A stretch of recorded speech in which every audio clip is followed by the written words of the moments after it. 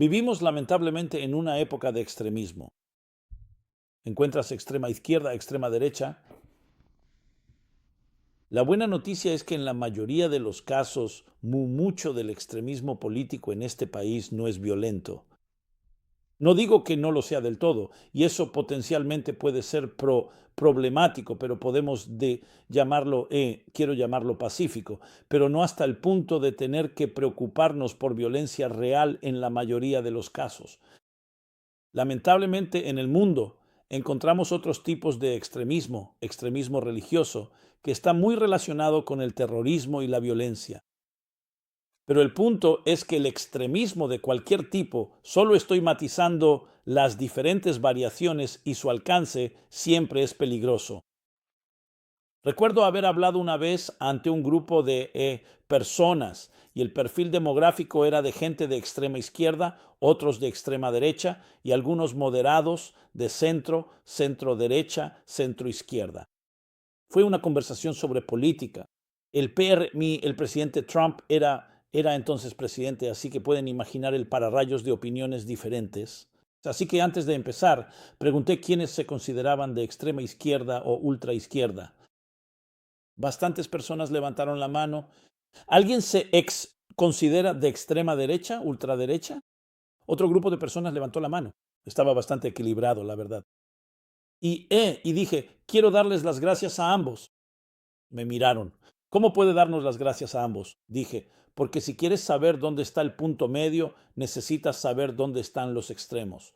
Necesitas saber dónde están los límites. Y son los extremos los que nos enseñan dónde está el centro. Así que nos reímos un poco, pero el punto que quería resaltar eran unas palabras de Maimónides, una frase muy poderosa. Dijo, uno siempre debe elegir el camino intermedio, ni extrema derecha ni extrema izquierda. Él matiza y dice que a veces, si una persona se ha desviado y ha ido demasiado lejos hacia un extremo, a veces tiene que ir al otro extremo para equilibrarse. Es como cuando te sales de la carretera y te vas demasiado a la derecha, vas a tener que ir mucho más al extremo izquierdo para volver al centro. Desde un punto de vista político o desde un punto de vista de perspectivas y opiniones, no siempre es necesariamente el caso. El punto es que siempre es mejor estar en el medio. Y el medio no significa lo que llamamos en hebreo o yidis parev, neutral. No estás aquí ni allá, lo que significa como los indecisos, como el tipo que, porque alguien vino, un encuestador vino a alguien para hacer una encuesta y dijo, entonces sí o no. Él dice, creo que estoy en el grupo de los indecisos, estoy en el grupo de los indecisos. Así que no hablo de un indeciso, alguien apático o indiferente, sino simplemente entender los matices de la vida, las zonas grises de la vida, es lo fundamental que hay que recordar siempre. Que puede haber virtud en un extremo, puede haber virtud en el otro, pero una visión completa que suele ser extremista no es saludable. Ahora, por supuesto, en situaciones extremas puede que necesites una postura extrema, tal como cuando hablamos de la Segunda Guerra Mundial. Al principio intentaron apaciguar a Hitler y luego quedó muy claro que el apaciguamiento es, como dijo Churchill, el apaciguamiento es alimentar a los cocodrilos con la esperanza de que te coman al último. Y entonces sí necesitas adoptar una postura firme. Así que este es un tema muy fascinante que tiene implicaciones reales en la vida, especialmente hoy con la polarización de opiniones tan extremas sobre cómo lidiar con el extremismo, cómo lidias con el fanatismo, cómo lidias con el radicalismo. ¿Y hay algún lugar para ello? ¿Y cuál es el contexto? Porque a veces la gente dice, un segundo, tengo una opinión muy firme, estoy muy a favor de algo o en contra de algo.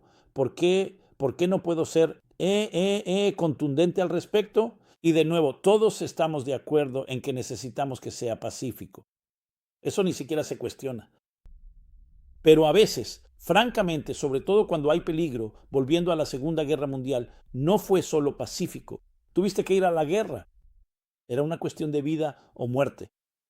Así que se desborda. Cuando dije pacífico quise decir en una conversación sobre temas más políticos o temas que están abiertos al diálogo, Pero hay momentos en los que se requiere fanatismo simplemente porque te enfrentas a un enemigo real y no te dices a ti mismo, sentémonos a negociar, si un tipo entra con un arma a tu casa o a tu comunidad. Pero, ¿cómo abordas estos problemas? Todos conocemos los riesgos del extremismo y el radicalismo, y lo hemos visto, religión radical, religión extremista, no religión extrema. Ya sabes, donde quiera que haya extremos puede llegar a un punto en que la gente se vuelve tan firme que no tolera a nadie más. Y hemos visto en la historia el daño que eso ha causado.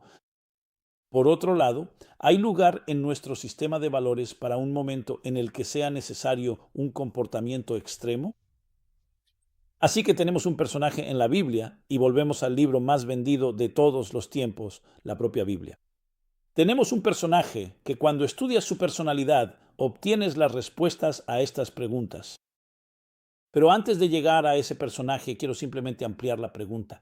Esto también aborda no solo la política, no solo tiempos de guerra, de vida o muerte, sino incluso cómo interactuamos en nuestros matrimonios, en nuestras relaciones con amigos.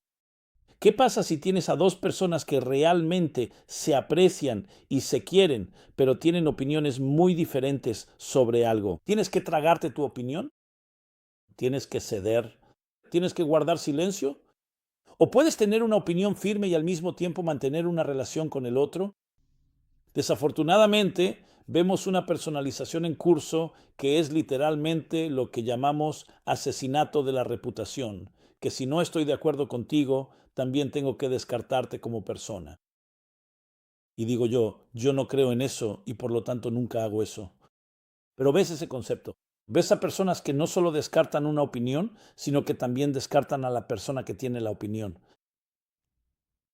Y la demonización, o lo que la gente llama hoy listas negras o los diferentes términos que se usan para ello y que existen hoy en día. También hablamos de esto en otros episodios, así que lo que estamos discutiendo aquí tiene implicaciones en cada aspecto de nuestras vidas. ¿Quién es el personaje? El personaje es Pinhas. En el libro de los Números hay un capítulo llamado Pinhas. Era un individuo y la Biblia describe quién era y quiénes eran sus padres y sus ancestros, y se comportó en un acto de celo.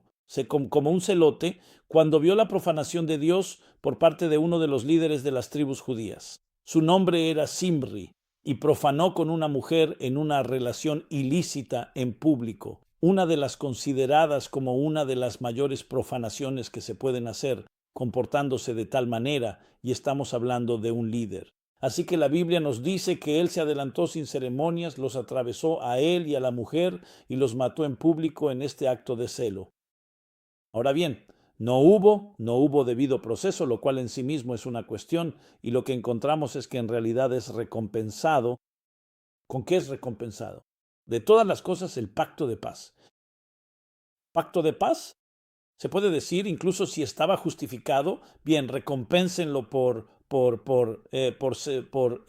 sofocar el motín que Simri lideraba contra Dios, contra Moisés y demás, pero el pacto de paz, ¿cómo es la paz? Una recompensa por un acto de celo, incluso si es condonado hasta cierto punto. Pero más importante aún, ¿cómo es alguien capaz de actuar como un celote en absoluto?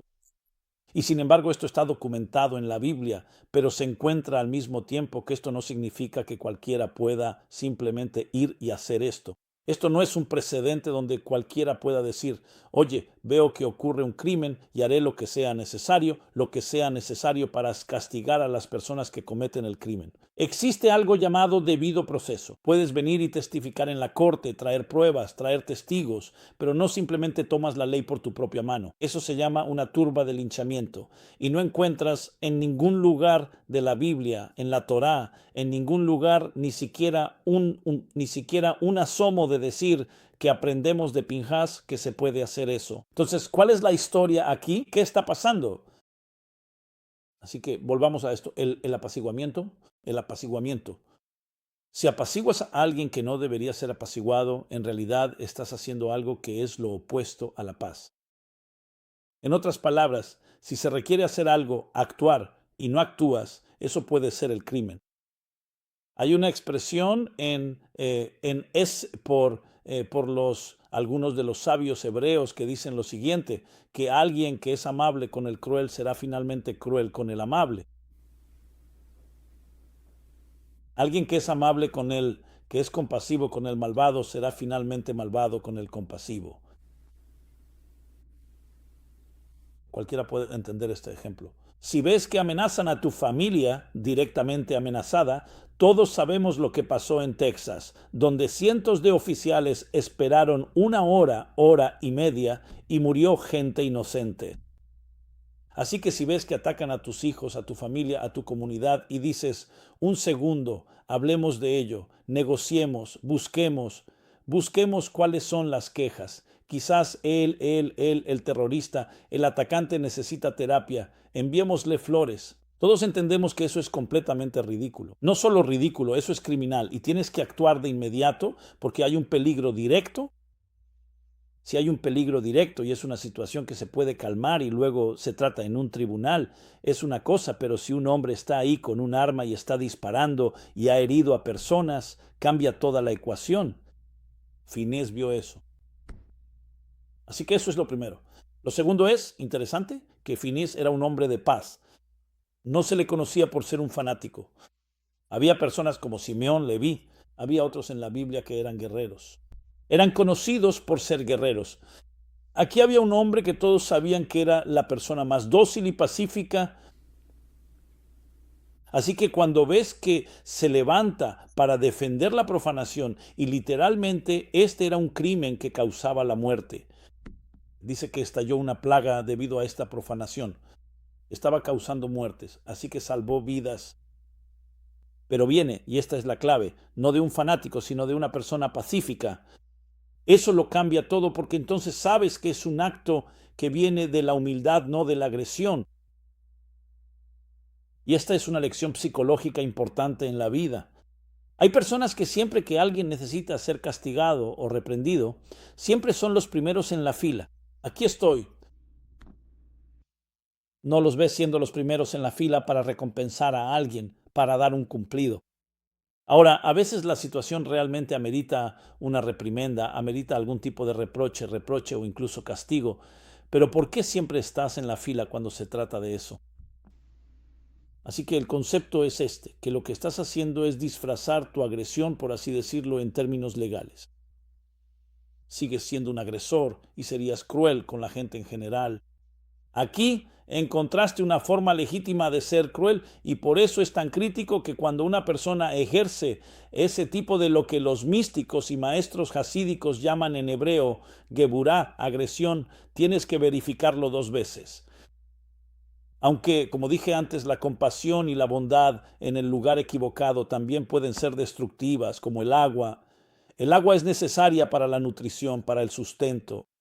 Sin embargo, demasiada agua es una inundación. Demasiada bondad también puede causar daño, pero los daños causados por el fuego, que es geburá, que es juicio, severidad, pueden ser peores. Así que, aunque siempre tiene que ser moderado, ya sea para no malcriar a alguien con bondad y definitivamente para no ser bondadoso con el cruel, solo para ayudarlo a crecer, de lo cual hablaré en breve, y definitivamente no ser cruel con el amable, que es la verdadera crueldad, y tú, tal como te manifiestas, encuentras una situación siniestra en la que dices, ¿sabes qué? Aquí es legítimo.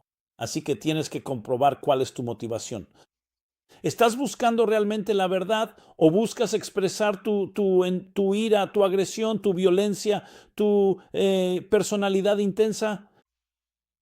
Así que la lección que aprendemos de esto es que hay momentos en los que puedes necesitar un acto de celo.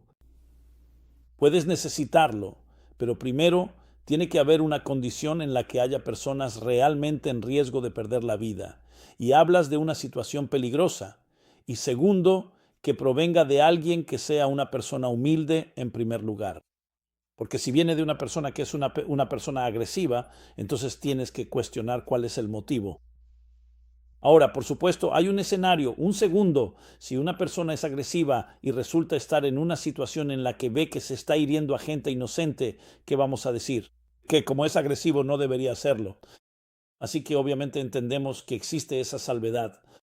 Pero la lección principal que la Biblia quiere decirnos es que el fanatismo, como todo comportamiento, especialmente si es extremo, necesita aún más humildad que cualquier otra cosa. Hablamos de esto en un contexto algo diferente la semana pasada. Hablamos de que David era tanto un guerrero como un salmista.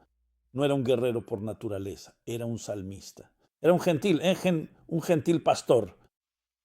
Pero cuando era necesario, era necesario. Y lo mismo con Pinjas. Así que las dos lecciones que aprendemos son no ser pasivos en un momento en que necesitamos algo agresivo, sino controlar la agresión y asegurarse de que no provenga de nada de tu personalidad, sino de la búsqueda humilde de lo que es correcto y lo que es verdad. Y por eso fue recompensado con el pacto de paz, porque trajo la paz al mundo. Trajo la paz eliminando el peligro que causaba la muerte a la gente, pero trajo la paz porque venía de un lugar pacífico, y eso es lo interesante. Así que en una situación en la que apaciguas, cuando no deberías apaciguar, cuando eres compasivo con el cruel y en efecto, en realidad los estás empoderando. ¿Qué pasó después de que Chamberlain regresara agitando el papel mientras bajaba por la pista? Bajaba del avión, decía paz en nuestros tiempos. Mientras bajaba las escaleras del avión, Hitler ya estaba en los Sudetes y tomando Checoslovaquia, y un poco más tarde Polonia. Con eso estábamos lidiando. Ahora, obviamente lo intentas inicialmente, pero si ves rápidamente con quién estamos tratando, entonces no, un enfoque pacífico no va a funcionar. En realidad va a causar más guerra porque estás alimentando al cocodrilo, exactamente, tal como dijo Churchill. Hay situaciones que deben ser matizadas en las que puedes necesitar ver una situación en la que se considere necesario tener algo más agresivo, una disciplina, y sin embargo tienes que comprobarlo con tu humildad y tal vez primero hagas tú hagas un acercamiento pacífico para ver si puedes detener la situación. No hablo de si alguien está disparando, entonces habría que hacer lo que sea necesario para detener la matanza. Pero en una situación donde alguien se comporta de una manera muy inapropiada y no hay un peligro inmediato. Así que sí, puede haber motivos, puede haber una posibilidad de intentar alguna forma de comunicación. No tiene por qué ser mediante la agresión, pero siempre hay que tener cuidado de que se trata de alguien que puede ser manipulador y alguien que simplemente se aproveche de tu bondad. Así que eso debe matizarse. Pero en general, una vez que existe esa agresión y sabes que la única forma de actuar es el celo, debes tener esa humildad, porque sin ella corremos el riesgo de la anarquía. Corremos el peligro de que la gente se tome la justicia por su mano y haga las peores cosas posibles. ¿Cómo se aplica esto a nuestras vidas personales? Muchos de nosotros puede que nunca nos enfrentemos, espero, a situaciones extremas como las que describí, un tiroteo donde realmente necesites defenderlos. Ojalá nunca tengan que enfrentarse a otro Hitler ni a nadie en esa posición. Pero en nuestras propias vidas hay personas que pueden ser muy destructivas con las palabras, con el comportamiento, abusivas de diferentes formas. ¿Cómo se lidia con eso? Así que tolerar el abuso es en realidad alimentar el abuso. Es alimentar al cocodrilo. Si te llega algún abuso o ves que le llega a otra persona inocente, sí, siempre que sea posible, tienes que intervenir. Ahora bien, eso tampoco es tan sencillo porque no significa que puedas ir por ahí, porque primero tienes que establecer que realmente es un abuso. Tienes que establecer y conocer la situación. También tienes que establecer si puedes servir de alguna ayuda, pero quedarse callado cuando ves que lastiman a alguien inocente, no. Eso no es pacífico, simplemente decir, seré pasivo. Tenemos demasiado de eso psicológicamente, donde la gente se queda mirando. Ese no es mi problema, es problema de otro. Ya se ha habido gente herida en el proceso. Así que lo primero es que nos tiene que importar. Número 2, tienes que asegurarte de no venir con ninguna agresión propia, de que vienes con humildad. Y cuando haces eso, es mucho más probable que logres llegar a la persona. No digo que esté garantizado, pero incluso cuando necesitas disciplinar y hay algo que debe ser firme, al menos viene de un lugar puro. Ahora, ¿cómo aplicamos eso en nuestras vidas personales? Desacuerdos entre cónyuges, entre padres e hijos, entre amigos, entre compañeros de trabajo, lo cual se aplica realmente a la polarización de nuestros tiempos. Personas con posiciones muy firmes. Cuando se anuló Roe contra Wade, miren la volatilidad que no diría que creó, sino que surgió de ello. ¿Cómo te comunicas sobre cosas que son muy diferentes cuando la gente tiene opiniones muy extremas y distintas? Así que la lección de Pinhas es muy clara: humildad.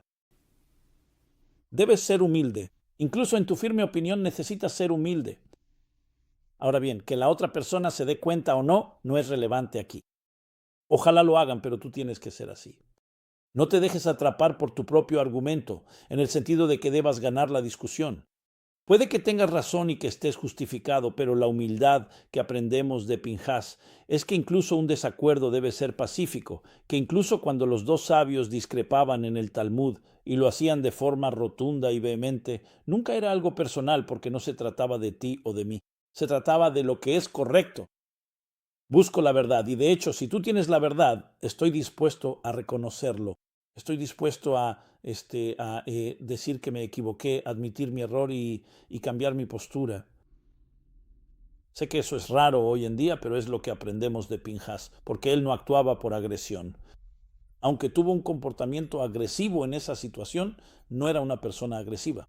Y lo mismo ocurre cuando discutimos las cosas. Incluso diría, volviendo a esa gran palabra llamada inseguridad, que a menudo la inseguridad está en el centro de muchos desacuerdos. Lo que quiero decir es que si necesito que tú te equivoques para yo tener razón, soy inseguro. ¿Por qué? Yo puedo tener una postura y tú puedes tener otra. Si confío en mi postura y estoy seguro de ella, entonces hay otra forma de verlo y tal vez yo aprenda de ti o tú de mí.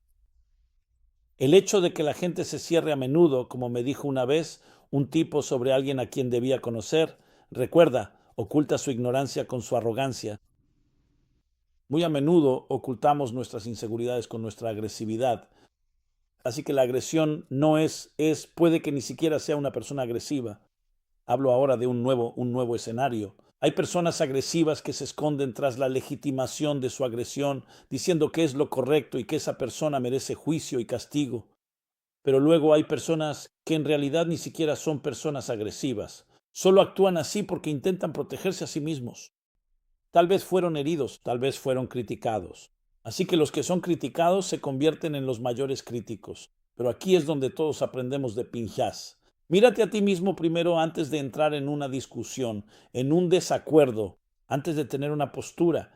¿Proviene de la búsqueda sincera de la verdad, de lo que es correcto, o te estás involucrando tú? Se trata de ti, de si tienes razón o no de tu propia postura, y esa es la clave para separar tu persona de tus perspectivas. Eso no significa que no tengas derecho, no significa que no debas tener perspectivas sólidas. Así que la lección de Pinhas, aunque aparentemente parezca la historia de un fanático y su recompensa, el pacto de paz, es una lección tremenda para nuestras vidas hoy. Que solo tengamos desacuerdos que nos lleven a verdades mayores y a más claridad. Puedo decirles que aprendo más de la gente que no está de acuerdo conmigo. A veces en nuestra oficina surge una idea y siempre digo, estiremos la idea, incluso argumentemos en su contra. Aunque sea una idea que se me haya ocurrido a mí, porque así es como se consigue esa cristalización y la claridad de algo. Porque puedes decir que lo has probado y estirado en todas direcciones. Sé siempre el abogado del diablo y así saldrás con una conclusión mejor. No temas a otra opinión, porque si buscas la verdad, otras opiniones solo pueden ayudar a aclarar. Porque si tu postura es realmente cierta, la otra opinión acabará reconociéndolo en algún momento por el mérito de los argumentos, no por quién va a ganar. E incluso mejor, esa opinión puede añadir un matiz, un punto que haga que la postura final, el enfoque sea mucho más sano, mucho más fuerte, porque viste otros lados y los consideraste y solo fortalecerán el enfoque final y la estrategia que empleamos. Así que hay mucho que aprender de este personaje bíblico, Pinhas, y de esa paradoja del celote, el celote pacífico. Este ha sido Simon Jacobson, Meaningful Life Center, meaningfullife.com. Por favor, suscríbanse a nuestro canal en YouTube y agréguenos en Facebook y en todas las demás plataformas donde nosotros mostramos nuestra programación. Por favor, compartan con otros y me encantaría escuchar sus comentarios, sus pensamientos, sus sugerencias e incluso sus diferentes opiniones. Y que todo se una en un hermoso arco iris, un hermoso tapiz que simplemente nos enriquezca a todos en lo que llamamos la armonía dentro de la diversidad. Muchas gracias. Que estén bien. Hasta pronto.